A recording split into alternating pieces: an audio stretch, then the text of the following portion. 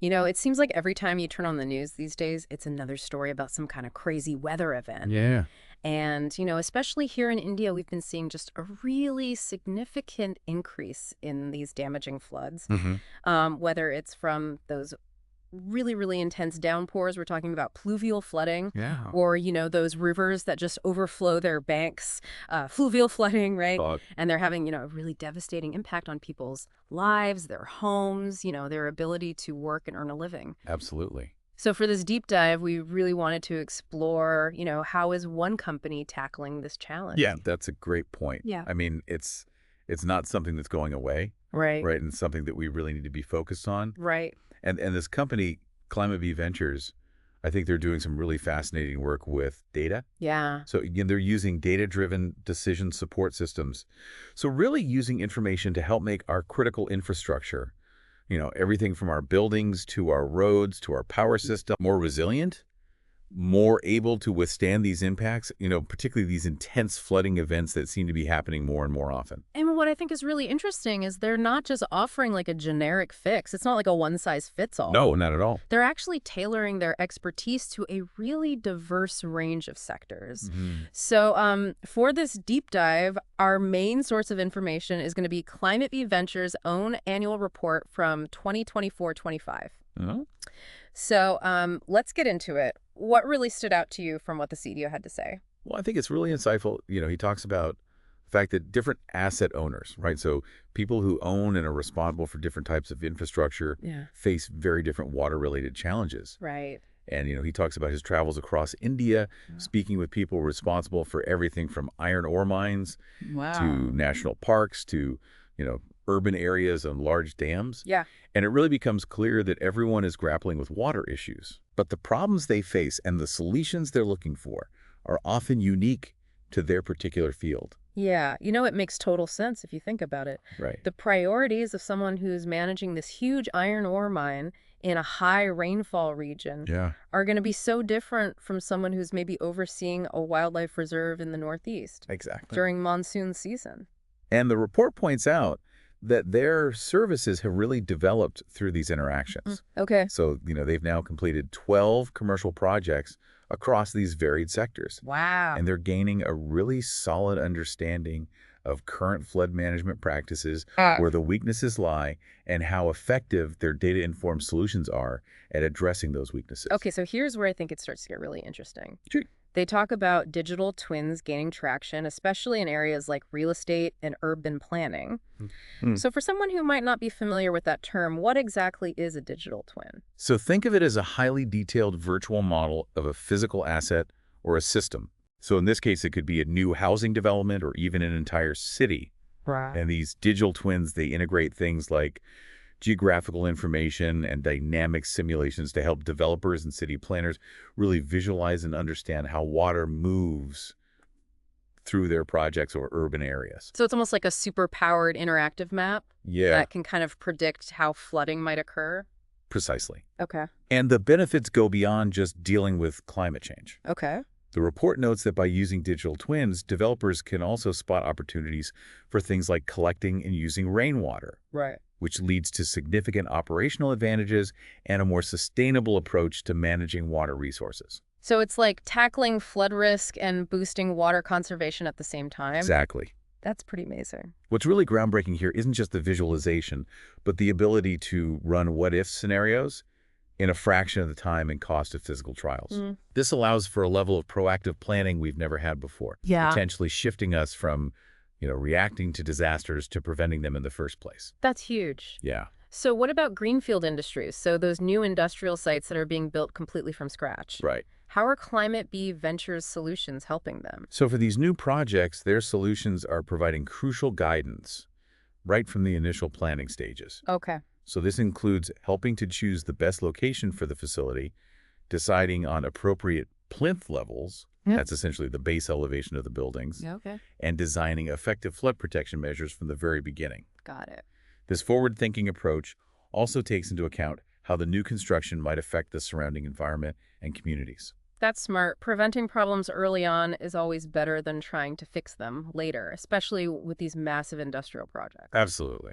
Now, the report also highlighted that dams and reservoirs are becoming a significant area of focus. Yeah. So what's driving that increased attention? So the main factor is the new Dam Safety Act of 2021. Okay. This law mandates that all dams now have to develop and make public emergency action plans, or EAPs. Okay. And these plans are vital because they outline the potential flood risks downstream if a dam were to fail, Right. and detail specific actions to be taken, including things like evacuation routes and shelter locations. And, the report specifically mentions the Chungthang disaster in Sikkim. Yes, a tragic event. And that really brought the potential consequences of dam failures Yeah, into really sharp focus. absolutely. And, while the likelihood of a major dam failure might be relatively low, the impact on lives and livelihoods can be absolutely devastating. Right. So because of this, there's a growing understanding of the need for these robust EAPs. Right. And Climate Bee Ventures is really positioning itself to assist stakeholders in developing these essential plans. So moving to kind of a different environment, the report emphasized the potential of what's called blue-green infrastructure in Northeast India, particularly in those wildlife and forestry areas. Right. So for those of us who aren't familiar, can you explain what does blue-green infrastructure involve? So think of it as using nature's own systems to manage water. Okay. So blue refers to water bodies like wetlands, Okay. and green refers to vegetation in green spaces. Okay.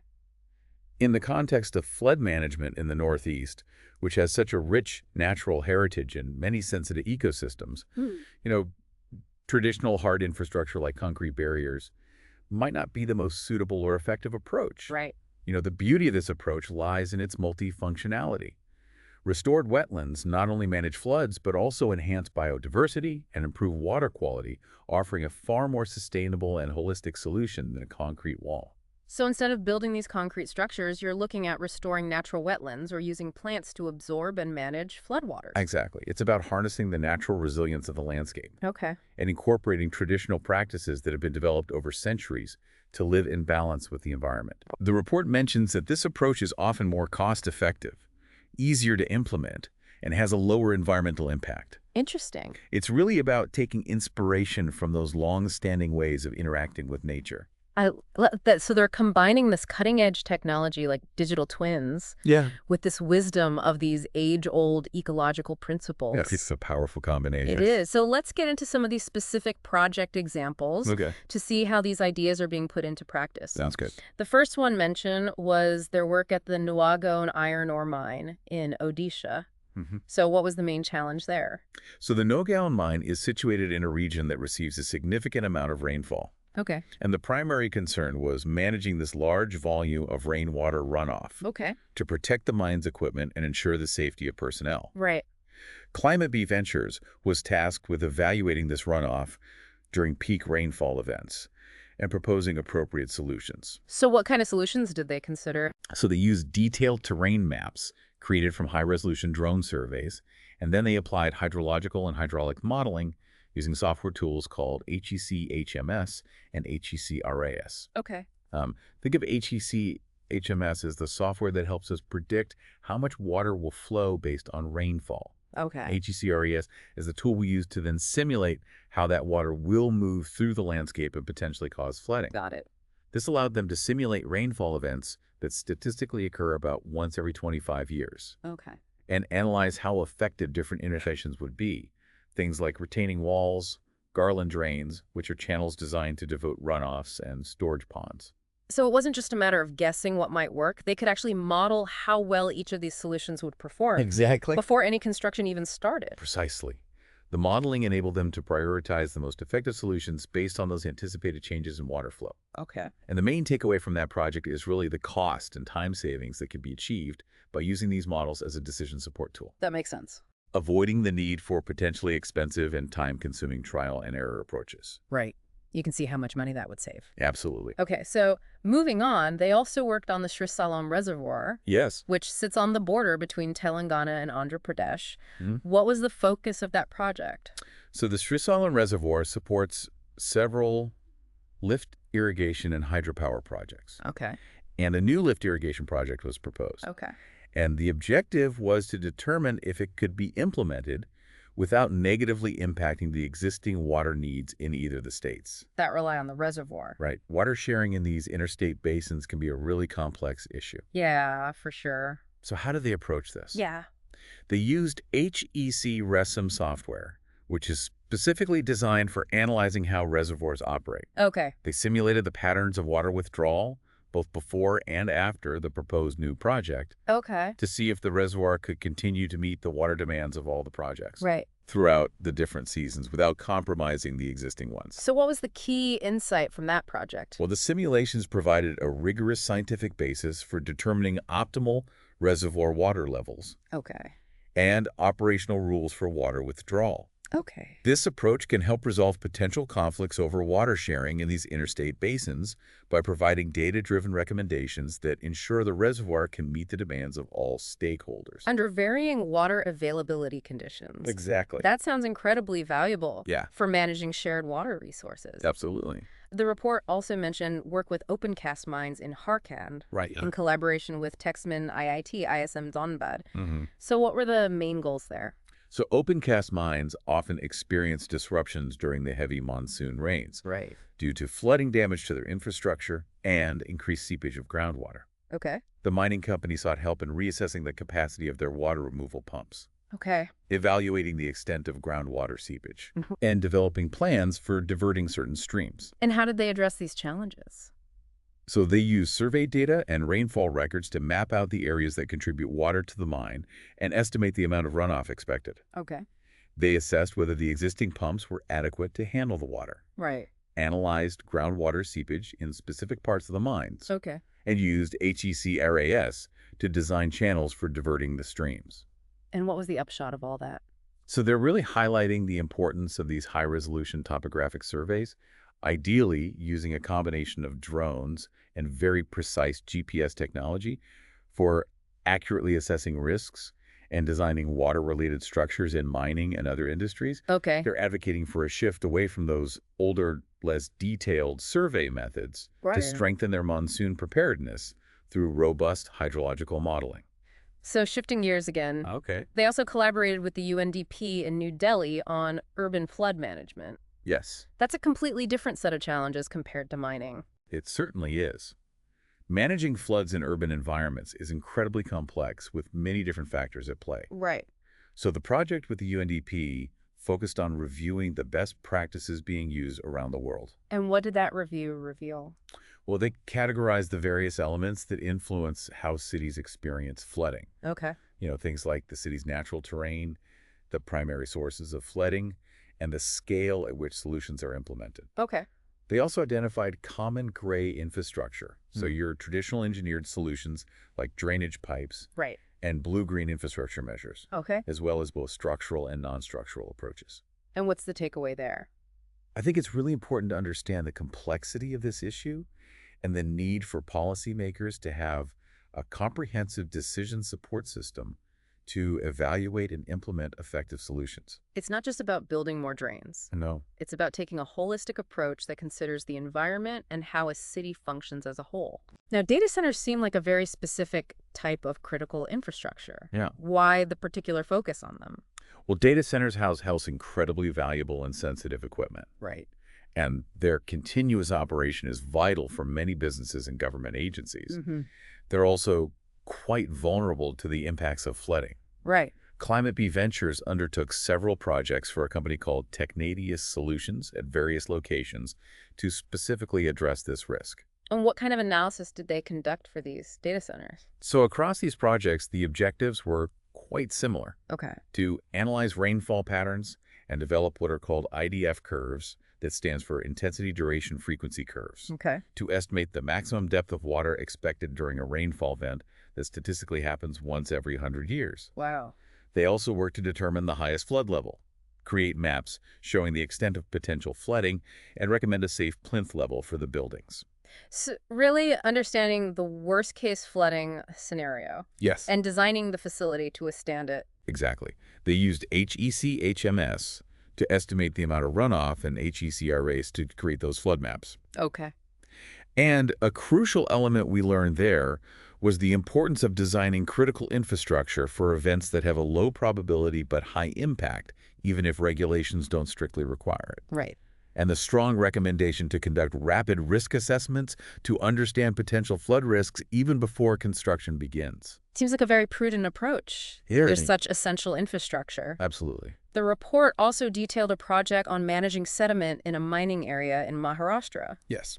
So why is the flow of sediment such a concern? So in mines located on hilltops, particularly in regions with high rainfall, the risk of sediment flow is significant. Okay. This can have negative consequences for the quality of water in nearby streams Right. and affect the local communities that rely on those water sources. Of course. So the project in Gadchiroli aimed to assess this risk based on the mine's operational plans Okay.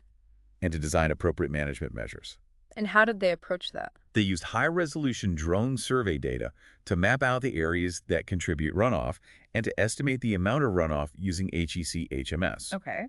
They also analyzed the flow of sediment and mapped the speed of water flow using HEC-RAS to identify areas that were at high risk for erosion. Yeah.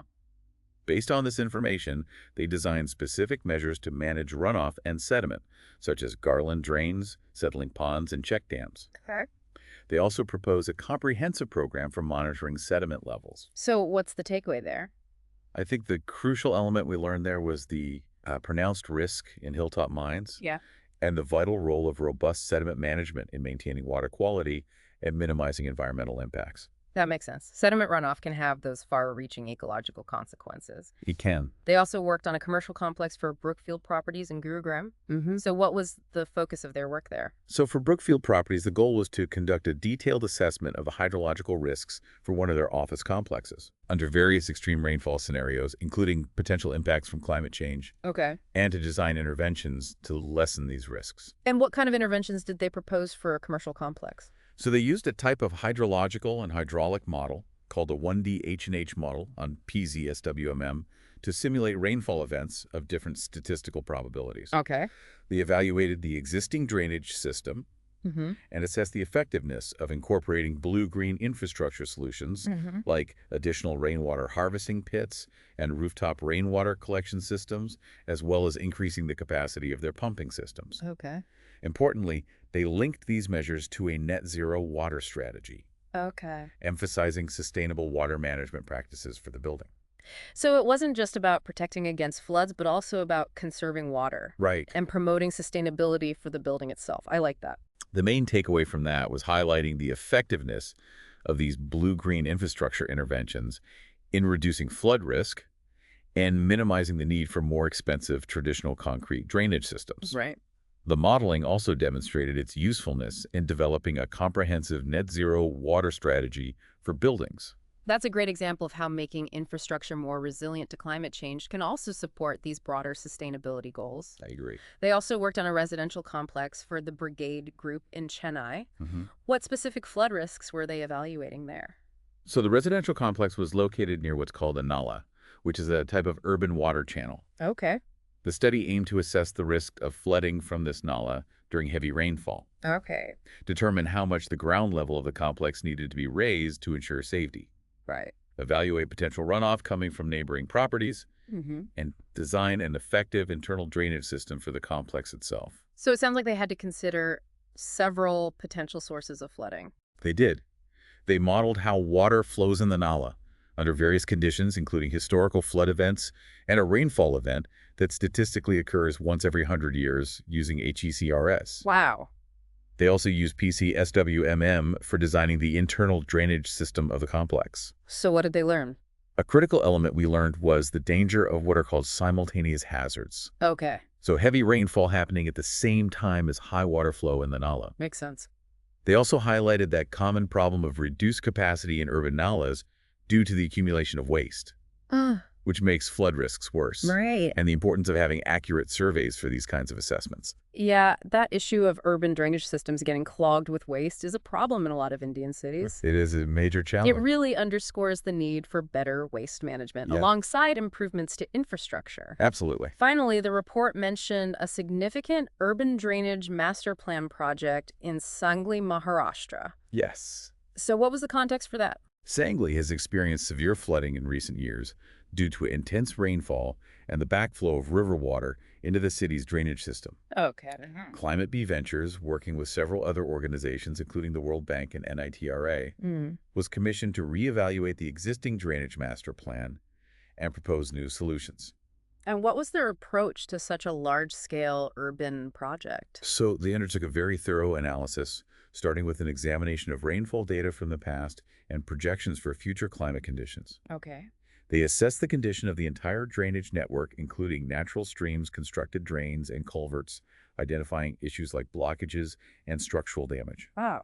They then used both 1D and 2D hydrological and hydraulic modeling on PCS-WMM to simulate flood scenarios under historical and projected future climate conditions. Okay. This allowed them to assess how well the existing infrastructure could handle these events. Right.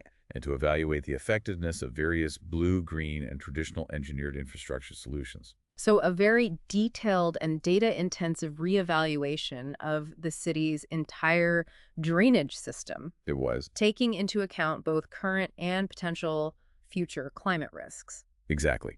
The ultimate goal was to develop a detailed project report outlining specific interventions to reduce the risk of future flooding in Sangli. It's really impressive to see the wide range of sectors and the variety of challenges that Climate B Ventures is addressing. I agree. The report also included a section on their participation in various workshops and expos. Right. So why is this kind of engagement important?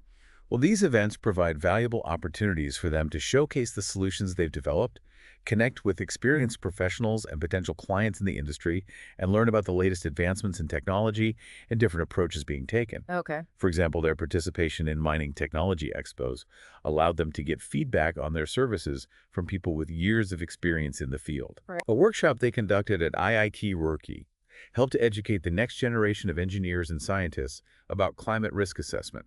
Okay. And their presence at the India Mobile Congress highlighted the increasing interest in using technology to build greater climate resilience. They also took part in a workshop at Kaziranga National Park focusing on using geospatial technologies for biodiversity conservation. Yes, that was a really interesting one. That seems like a very different context. It is, but it really highlights how their expertise in hydrology can be applied in a variety of different ecosystems. Right. They gave a presentation on the flood-related challenges that the park faces and suggested using wetlands as natural solutions for managing floodwaters. Interesting. The key takeaway there was the importance of understanding the specific water-related dynamics within protected natural areas. The report also mentioned an all-women focus group discussion in Assam in support of a wildlife conservation NGO. Yes. How does that relate to their core work? So this initiative, supporting the organization Aranyak, focused on exploring opportunities for sustainable livelihoods for local tribal communities, Okay. living in a region that is vulnerable to both elephant attacks and severe flooding. Wow. While it wasn't a direct modeling project, it demonstrates Climate B Ventures' broader commitment to supporting climate resilience at the community level Right. by exploring alternative ways for people to earn a living that are less susceptible to these natural hazards. And they also contributed an article to Water Digest on the topic of digital water. Yes. What was the main message they were trying to convey there? The article really emphasized the transformative potential of using digital twins in urban areas, Okay. integrating data from various sources to create a comprehensive and constantly updated view